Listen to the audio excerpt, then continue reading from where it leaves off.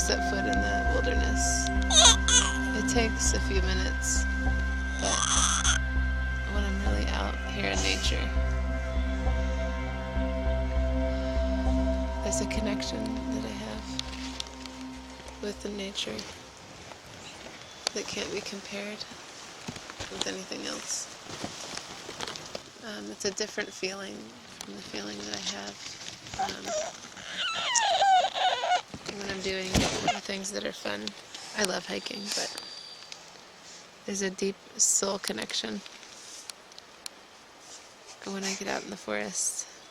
How to describe it better? Well, that's part of me knowing that everything's okay, because when I'm out in the forest and I hear the birds and I hear the stream and I see the green all around me and I see the clouds going by and the sun setting and the sun rising and even just the little insects and the leaves, everything's okay. And I know it. And I can embrace that when I'm out here in nature.